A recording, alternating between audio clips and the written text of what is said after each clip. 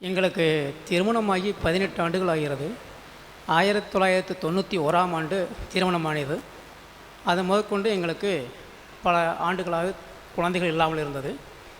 நாங்கள் 96ஆம் ஆண்டிலே ஆண்டவரை தெரிந்து கொண்டு, ஆண்டவருடைய ஊழியங்கள் எங்கெங்கெல்லாம் நடக்கிறதோ அங்கெல்லாம் வாரமும் மாதமுமாக்க நாங்கள் சென்று பிரார்த்தித்து வந்தோம்.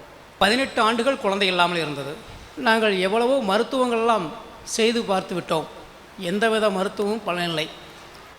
குழந்தை உண்டானதே அவர்களுக்கு தெரியவில்லை. குழந்தை உண்டானதுக்குண்டான அறிகுறியும் அவர்களுக்கு தெரியவில்லை. எனது மனைவி தினமும் வேலைக்கு சென்று வந்தார்கள். ஆனால் அவர்களுக்கு எந்த விதமான அறிகுறியும் தெரியவில்லை. கூட வேலை செய்தவர்கள் என்ன வயிறு பெரிதாக இருக்கிறது, ஏதாவது விசேஷமாக என்று கேட்டிருக்கார்கள். அப்படி ஒன்றும் இல்லை என்று சொல்லியிருக்கார்கள். இப்படி பல பேரும் கேட்ட பின்பு அவள் என்னிடம் சொன்னால், சரி எதற்கும் நாம் மருத்துவரை அணுகி பார்க்கலாம் என்று பார்த்தபோது எங்களுக்குள் சந்தேகம்தான். என்னால் வயிற்றெல்லாம் கட்டி என்றெல்லாம் சொல்கிறார்கள். அப்படி ஏதோ இருக்குமோ என்ற நம்பிக்கையிலே நாங்கள் போய் பார்த்தபோது அவர்கள் உங்களுடைய மனைவி கர்ப்பமாக இருக்கிறாள் என்று சொன்னார்கள். நாங்கள் இந்து குடும்பத்தை சார்ந்ததினாலே நாங்கள் முதலாக ஜவஹர் சுவாமிகளை அன்பின் ஊழியத்திலே வந்து பார்த்து எங்களுடைய குறைகளை எல்லாம் சொல்லி மன்றாடினோம், வேண்டினோம், அழுதோம். அவர் உங்கள் குடும்பத்தினுடைய பெயர்கள் எல்லாம் சொல்லி ஆண்டு வெளிப்படுத்தினாரா? எங்களுடைய பேர்கள் எல்லாம் எங்களுடைய மூதாதையர்கள் சாமி கும்பிட்டார்கள், பூஜை செய்தார்கள். அவர்கள் சிவ வழிபாடு வழிபட்டு கொண்டிருந்தார்கள். அந்த கட்டுகளிலிருந்தெல்லாம் எங்களை விடுவித்து எங்களை முழுமையாக அப்படியே தனியாக இயேசுவினுடைய ஊழியத்துக்குள் அழைத்து வந்து விட்டார். இதுதான் நடந்த ஒரு பெரிய அதிசயம். பிரைஸ்லால். நாங்கள் இந்து குடும்பத்தை சேர்ந்தவங்க.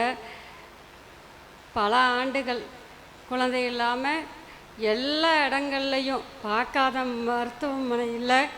எல்லா இடத்துலையும் போய் ஒவ்வொரு முறையும் பரிசோதனை பண்ணும்போதெல்லாம் இப்போ நமக்கு நல்ல ரிசல்ட் சொல்லுவாங்க, இப்போ சொல்லுவாங்கன்னு எதிர்பார்த்ததெல்லாம் பொய்யா போயிட்டுருங்க.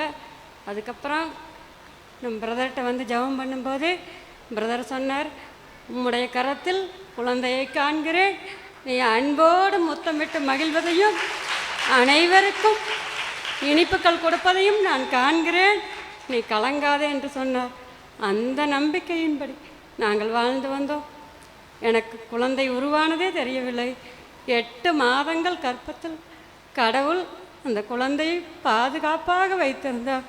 நான் தினமும் காலையில் 3 பேருந்து ஏறி வேலைக்கு செல்ல வேண்டும். அதேபோல் சாயந்தரம் 3 பேருந்து ஏறி வீடு வர வேண்டும்.